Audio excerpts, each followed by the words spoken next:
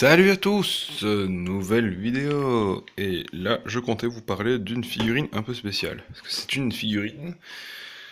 J'ai eu un véritable coup de cœur dessus. Je suis tombé dessus, j'étais waouh, c'est épique, c'est énorme, je la veux, et je l'ai prise. D'ailleurs, je l'ai prise pour 20 euros, ce qui n'est vraiment pas cher, hein. Donc, c'est une Revoltech de Queensblade, celle de Ymir, donc la numéro 12. Cette dernière a été sculptée par Euh, Ochima Yuki. Donc, ok. Donc en gros, pour faire simple, toutes les Revoltech ont été sculptées par quelqu'un de bien spécial. Et là, c'est Yoshima Yuki. Uchima Yuki.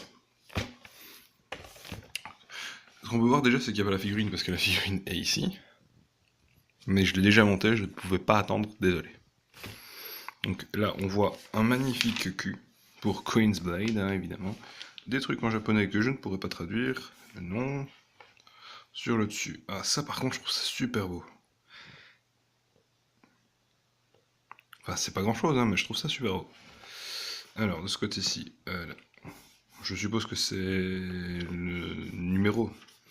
Donc, c'est la 101e figurine de Revoltech, sûrement, je suppose. Voilà. Savoir que Revoltech d'abord faisait beaucoup de mecha, hein, et après il a fait quelques Fates, et là ils ont fini les Queen's Blade, quoi. Là on voit un peu les articulations, différentes articulations, à savoir qu'il y en a plus que dans les mid-class EX, hein. C'est quand même assez bien ça. Là c'est la partie intéressante, où on voit Ymir dans plusieurs positions. On constate évidemment qu'il y a deux types de vêtements, hein. Les vêtements un peu déchirés comme ça, et les vêtements normaux. Faut savoir que moi j'ai choisi de les mettre en vêtements déchirés, parce que les vêtements normaux sont légèrement abîmés. On voit une grosse main mécanique, et on voit le contenu, donc avec 3 visages supplémentaires. Ça, des sous-vêtements supplémentaires, la hache, et les broken. J'ai encore repassé là, il y a une petite silhouette, très sympathique.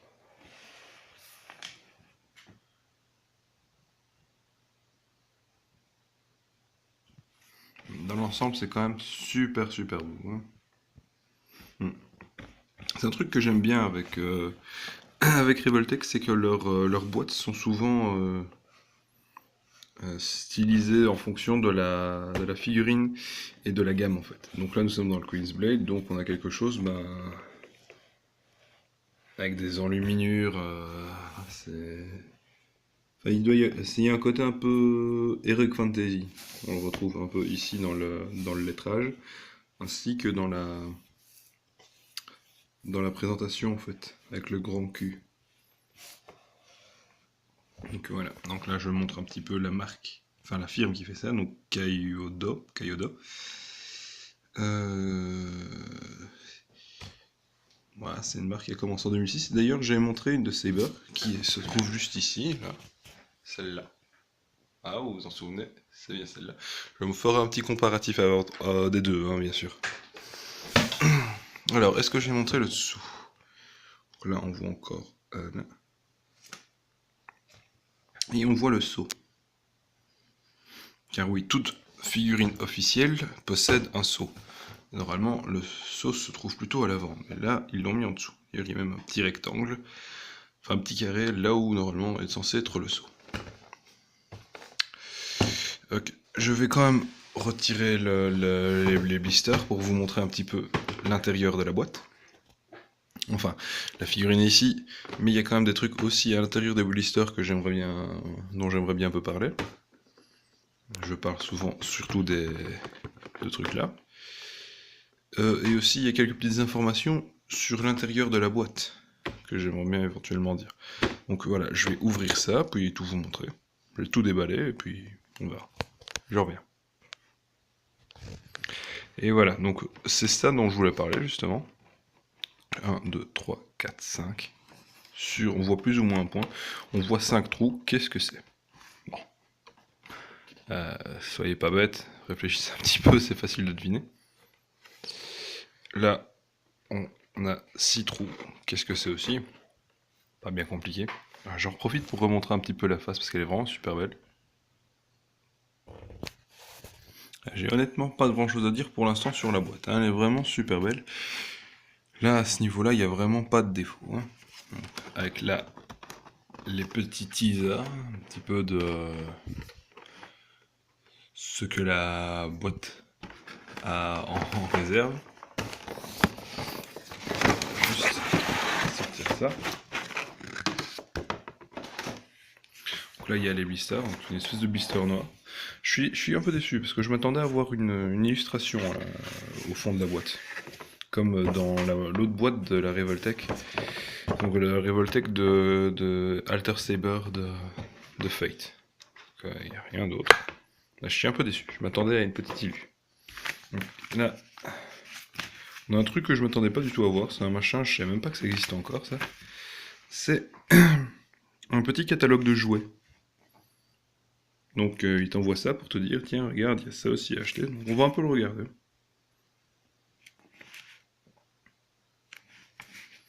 Donc là, il y a des EVA.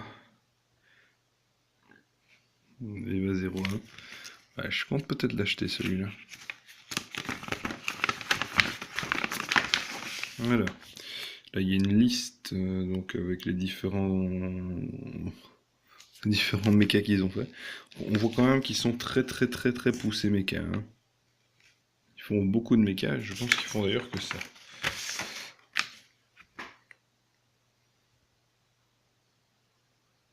C'est donc assez incroyable qu'on retrouve des trucs de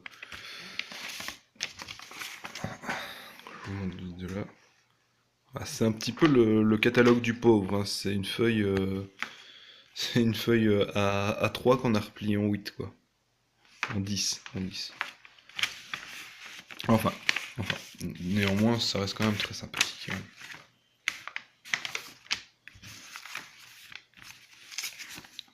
C'est un peu rafraîchissant de voir ce genre de truc, parce que c'est le genre de truc qu'on voyait quand on était gamin, quoi. Voilà. Donc alors, là il reste plus grand chose dans le blister. Il ne reste que ces deux petits accoutrements en fait. Donc voilà, je vais l'ouvrir et je vais vous montrer. Une toute petite minute. Donc voilà, j'ai ouvert les blisters, les petits trucs sont là, mais d'abord je voulais vous parler des blisters qui sont malheureusement de mauvaise qualité, très mauvaise qualité. Les blisters sont hyper cassants. Il faut vraiment faire attention avec parce que si on les pète après, bon, on peut plus ranger ses figurines. Ça paraît con de râler pour ça, mais avec des machins si vite pétés, ben après on se retrouve bien emmerdé, hein, parfois. Donc bon, là j'ai fait super attention, mais c'est un peu cassant. Ça c'est dommage. Bon, pour celui-là ça va. Et c'est vraiment le noir en dessous qui est vraiment vite pétable, quoi. Voilà. Je vais vous parler des vêtements. Car oui, on peut évidemment la changer. Alors pourquoi je n'ai pas mis les vêtements normaux? Est-ce que c'est parce que j'aime bien la voir avec des trucs en moins? Non, c'est parce que en fait, je dois faire quelques retouches dessus. Voilà, il est un peu abîmé. Il est un petit peu abîmé. Et donc je vais quand même refaire quelques retouches dessus. Il y a quand même plein de défauts de peinture. Ça m'énerve, il faut absolument que je trouve un moyen de régler ce problème-là. Donc à mon avis, un peu de Tamiya, ce sera bon. Donc là, il y a l'espèce de sous-jupe en fait.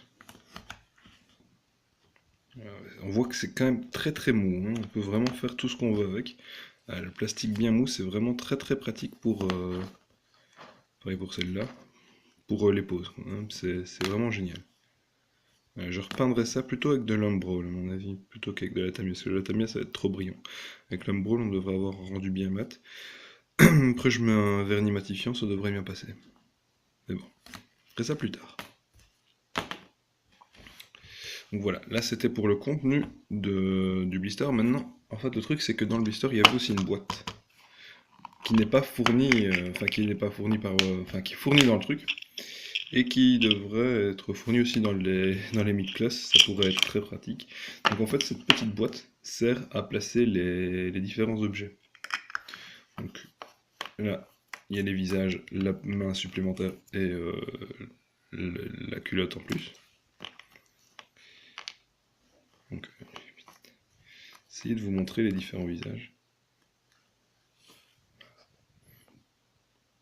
On va essayer d'être le plus complet possible dans cette vidéo-là parce que j'ai envie de vous donner envie de l'acheter. Voilà.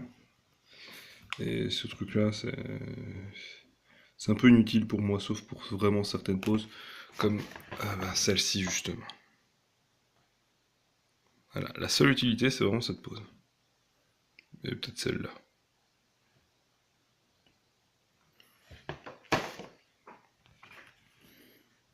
Les différents visages. Donc on a le visage, elle reçoit un coup, un visage, elle attaque, et un visage, elle est un peu blessée. Une main supplémentaire. Donc la petite boîte en plastique transparent assez dur. Ça a l'air assez solide quand même, c'est bien. Qui te permet de ne pas perdre tes pièces. Voilà ce que Bandai devrait faire. Voilà, ça remplace un petit peu le petit sachet que Figma refourgue avec chacune de ses figurines. Et ben maintenant Revoltech refourgue cette petite boîte en orange, en plastique orangé, pour mettre son contenu. Évidemment ça passe pas dedans. Hein. C'est dommage, c'est pour ça que je les laisse en fait dans le blister. Voilà. Je crois que j'en ai tout, j'ai fait le tour moi avec le blister et le contenu. Donc là je vais aller donc vous parler de la figurine, petit à petit. Voilà. Je vais quand même remontrer encore une fois les visages. Vous montrer à quel point ils sont très très bien sculptés.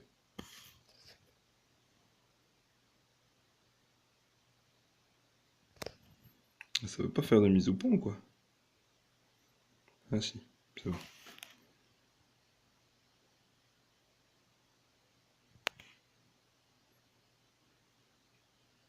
Honnêtement je vous la conseille, surtout que je l'ai acheté pour vraiment pas grand chose. Donc voilà, je vous la conseille. Donc là maintenant je vais arriver à la figurine. Alors. La figurine, la belle figurine, la magnifique figurine d'Ymir. On voit donc sa magnifique hache, ici. Voilà, on la voit mieux comme ça. Donc la hache qui est tout aussi grande que le personnage lui-même. On voit le visage.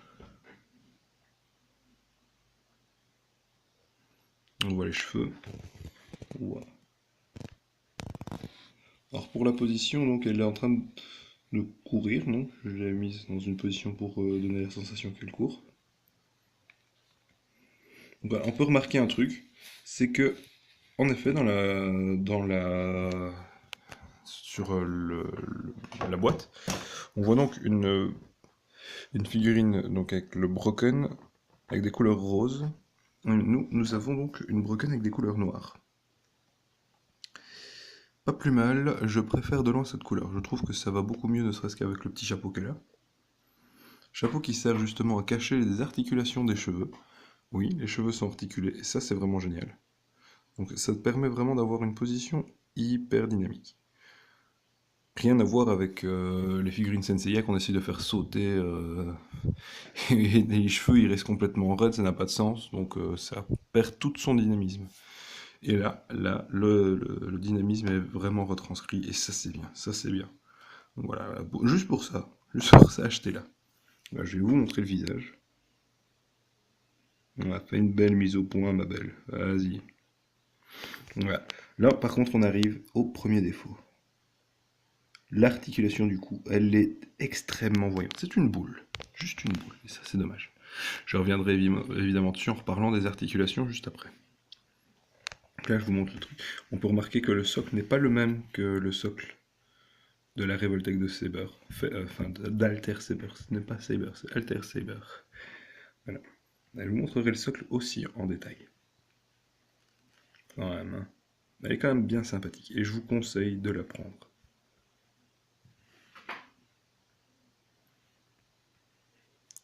Ouais, je vais essayer de rentrer un petit peu dans les détails maintenant en parlant des articulations, parce que c'est vraiment le point le plus intéressant, je trouve.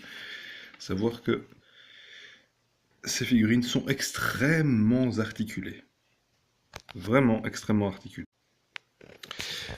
Nous étions donc aux articulations. Donc, là, je tenais juste à montrer qu'il y avait en effet une articulation pour chaque cheveu. Et encore, on peut faire pivoter le cheveu. Hein. Donc en gros, ils sont doublement articulés. Donc une fois de haut en bas et une fois, on peut les faire tourner. On peut les faire pivoter, voilà. Donc c'est pas tout. Hein. Par exemple, pour changer les visages, il suffit que de lever le truc. Voilà, je pense qu'on va pouvoir voir l'articulation juste ici. Ah, vous voyez? Là. Donc en gros, le truc bouge. On peut donc désarticuler la partie supérieure des cheveux, changer le visage et rabattre la partie là. Par contre là on voit quand même pas mal les articulations des épaules, celles du cou n'en parlons pas. Au niveau des bras, on a quand même déjà 5-6 articulations juste pour le bras. On peut vraiment faire tout ce qu'on veut avec. Mais c'est pas tout. Le pompon sur la cerise, elle-même sur le gâteau. C'est que cette figurine, donc là on voit son poing, dans lequel se trouve la hache, mais on peut bouger les doigts de la figurine. Là, il y a quand même un petit... Voilà. Un truc comme ça. Donc voilà, on peut bouger les doigts de la figurine. Bouger la hache. Exemple, on peut lui faire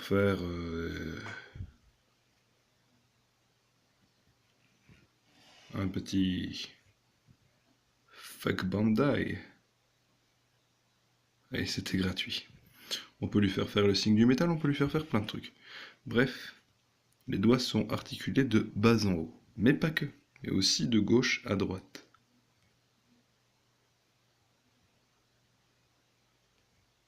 Voilà, ça c'est cadeau, c'est magnifique.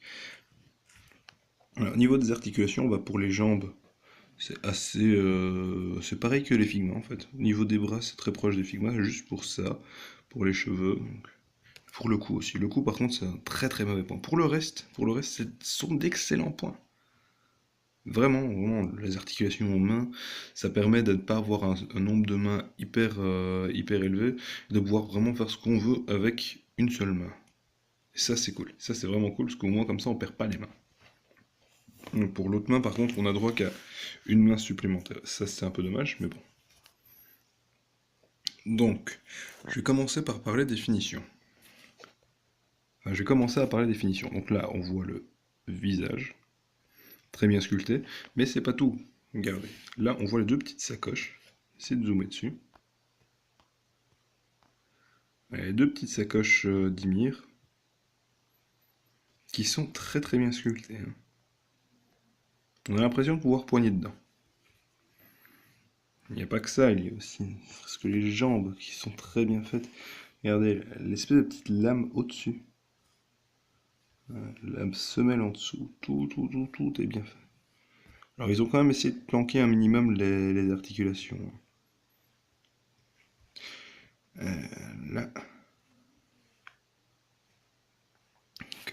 Tant qu'on est aux finitions, je vais vous montrer la hache. Hache plus grande que le personnage lui-même, hein, évidemment. Mais la hache est vraiment super bien réalisée. Avec un petit crampon ici pour fixer sur la main, comme ça on est sûr qu'elle ne lâche pas le truc.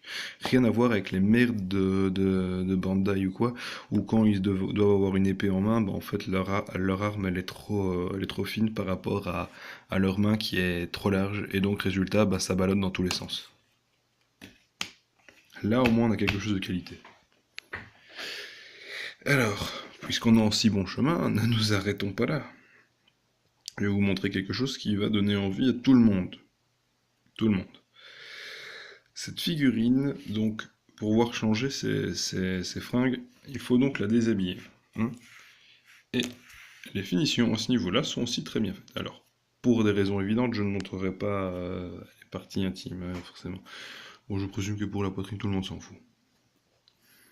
Donc, je vais vous montrer en fait comment changer les fringues.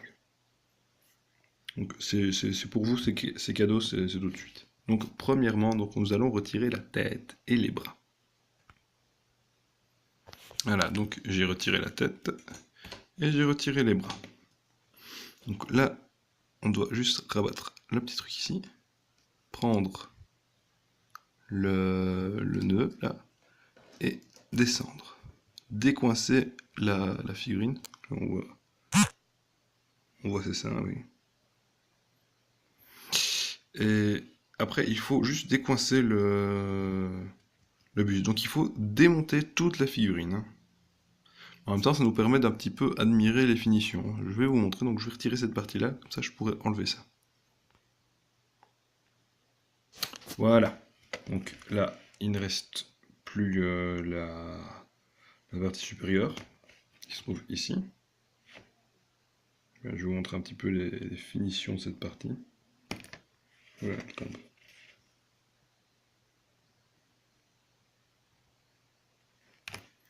Et là, je vais vous montrer donc le buste.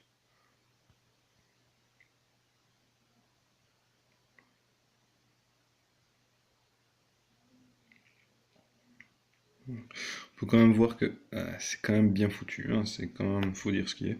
Maintenant, ce qui me fait chier, c'est que je vais devoir tout remonter, mais c'est facile à démonter, hein. Donc oui, toutes les parties sont démontables. Ce qui rend le truc plus facile pour changer les tenues, hein. Quand même plus facile. Aussi, donc après je vais parler de la solidité des articulations. Ah, tout de suite, je vais remonter d'abord tout ce bordel. Parce que j'ai du taf, hein, j'ai du taf, ça prend au moins 3-4 minutes de remonter tout. Il y a quand même toute une famille de bazar à remonter, tout un bloc monstrueux.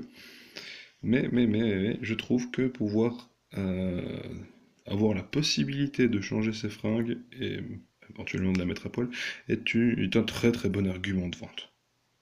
Oui, très très bon argument de vente, sans vouloir faire un humour un peu potache. Donc je reviens tout de suite. Donc là, je comptais vous parler un petit peu des articulations. Enfin, maintenant, c'est pas du fait qu'il y en ait beaucoup, mais plutôt de la rigidité des articulations. Oula, je vais péter ça. Écoutez-moi le bruit de la résistance.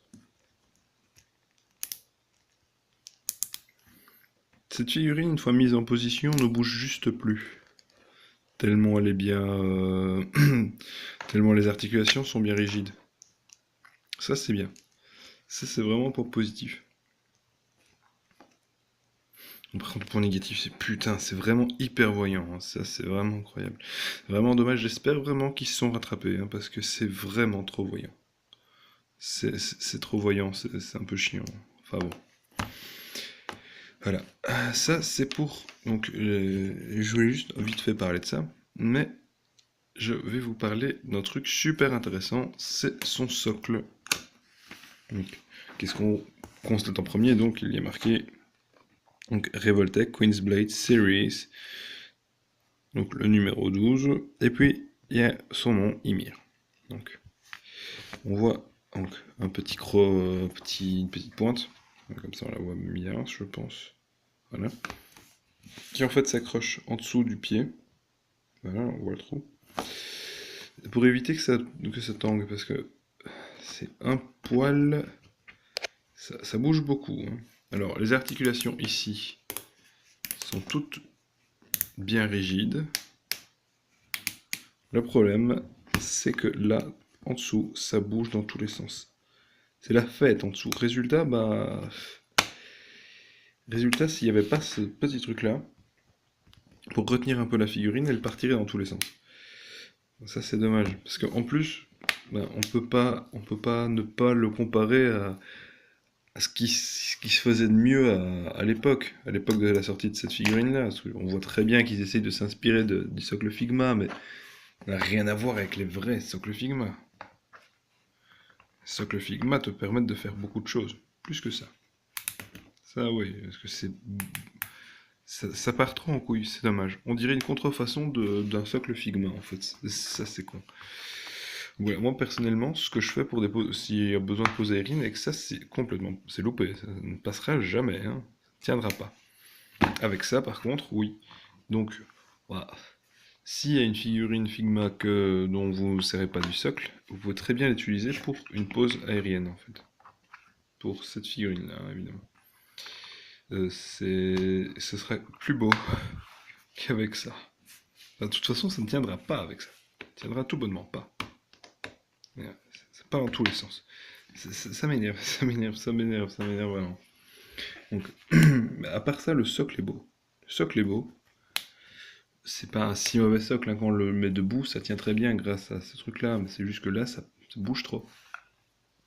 C'est dommage, c'est vraiment dommage. Voilà. Je vais repasser un petit peu sur la figurine.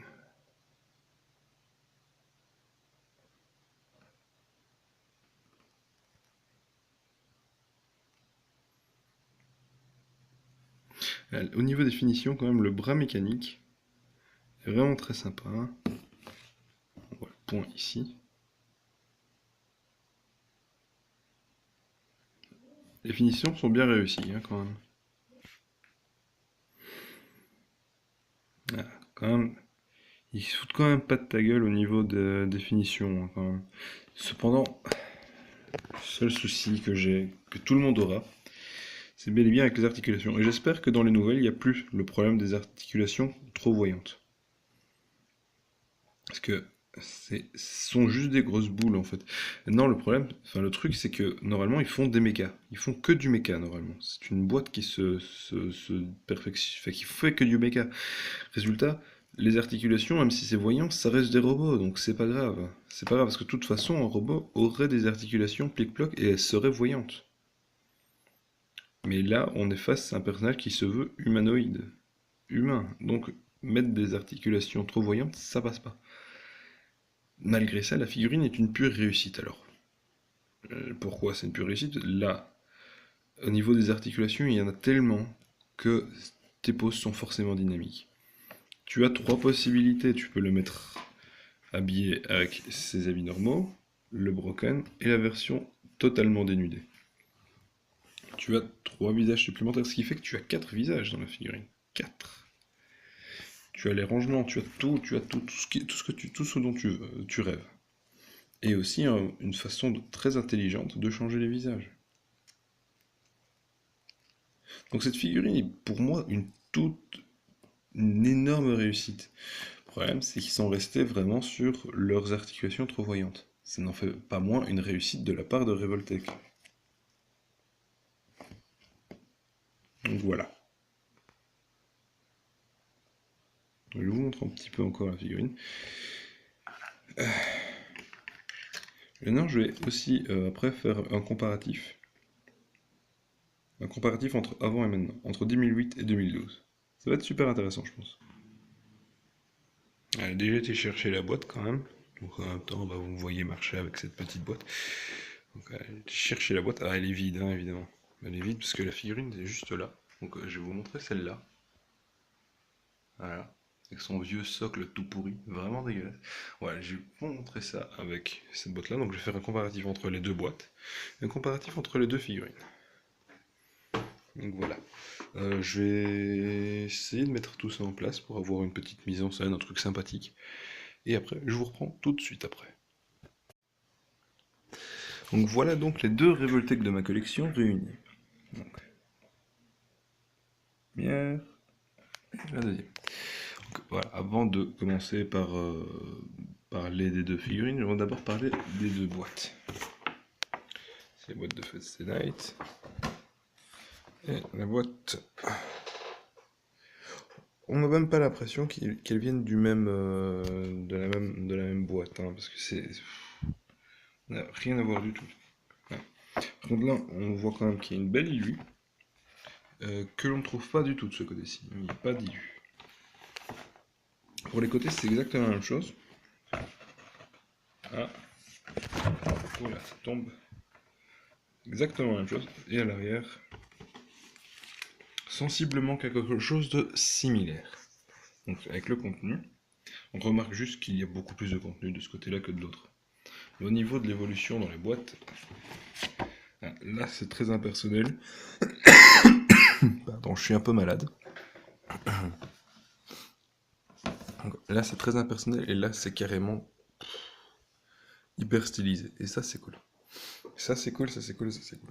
Juste là, il y a une illu et là il n'y en a pas. Et là, de ce côté-là, étrangement, les blisters étaient de meilleure qualité que de ce côté-là. Donc, il y a aussi voilà, un seau ici. Bien, on va donc parler des figurines. Donc on va commencer par les visages. Donc de ce côté-ci, il y a 4 visages. De ce côté-ci, il n'y a qu'un seul visage et un masque. De ce côté-ci, une hache, et de ce côté-ci, 2 épées. Alors que normalement, il ne devait y avoir qu'une seule épée. Cette épée-ci est un bonus. Bon, bref. Au niveau des finitions, les cheveux par exemple. Là, on remarque que par contre, il n'y a pas eu beaucoup d'évolution parce que déjà à ce moment-là, on avait déjà de la très très bonne qualité. Alors, par contre, au niveau des articulations, voilà, ça c'était hyper voyant. Sauf au niveau du cou, étrangement. Là, c'était hyper voyant et là, bah ça l'est plus du tout. Ça c'est bien. On a quand même une évolution aussi au niveau du socle, hein, parce que là, c'est quoi ça comme socle? C'est même pas un socle en fait. Là, on a un socle articulé très sympathique. Pas au même niveau que les Figma, mais on va dans cette direction-là. Voilà, au niveau définition, quand même, celle-ci reste nettement supérieure, mais on était déjà sur quelque chose de très bon avec ça. Non, c'est 6 ans avant, hein, ça. C'est vraiment ça qui est intéressant.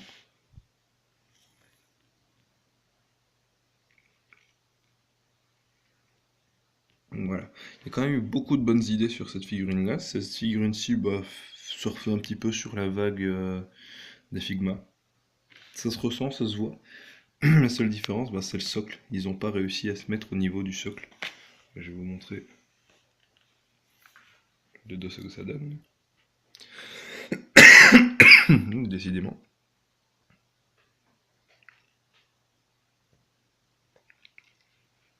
Voilà, j'aime bien vous montrer toutes les figurines en même temps. Au niveau de la taille, c'est quand même bien respecté. Et cette figurine-là a quand même pris pas mal en largeur au niveau de la tête. Hein, mais bon. Je vais montrer un petit tour aussi de cette figurine. Là, elle chute un peu en fait. Elle perd un peu son équilibre, son doute. Voilà, elle donne un coup peut-être, je sais pas. Voilà, comme ça. Voilà. Ah, c'est bien. Elle donne un coup qui est paré par Saber. C'est sympa.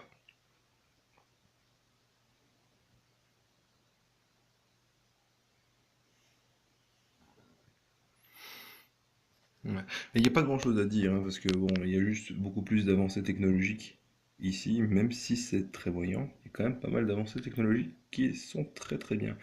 Je pense notamment aux cheveux, les cheveux qui sont très très bien pensés. Ici, bah, très basique, même si elle n'a pas de très longs cheveux, mais bon. Ah, c'est toujours à ça que je vois si une figurine va me plaire, moi c'est les cheveux. Et là, bah, je vois ça, je me dis putain, pour les poses ça va être génial. Et de fait, et de fait, et de fait.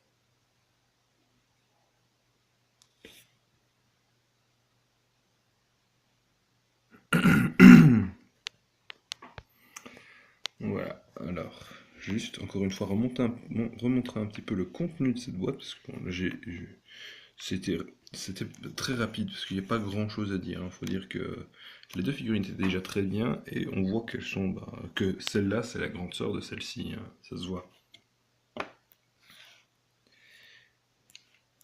Et j'espère vraiment que je pourrai refaire un comparatif des trois. 2008, 2012 et une peut-être 2015 ou 2016, je ne sais pas. Juste pour voir en fait quelle étape sera encore franchie en fait. Et bon, je vous conseille vraiment de prendre les deux. Celle-ci est une très bonne figurine, avec un contenu très simple mais suffisant. Celle-ci est une excellente figurine, avec un contenu vraiment génial. Pas simple, génial, tout bonnement énorme. Cette figurine est pas chère et celle-là non plus. C'est une 20-30 euros et là j'ai eu à 20 euros celui-là. Vraiment pas cher du tout, trouvable facilement sur internet en plus. Pas tout un maintenant, parce que Revoltech a certaines figurines qui deviennent rares et chères. Normal aussi. Normal aussi. Quand on a de la qualité, ben c'est normal. Donc voilà, je vais vous montrer un petit peu le contenu.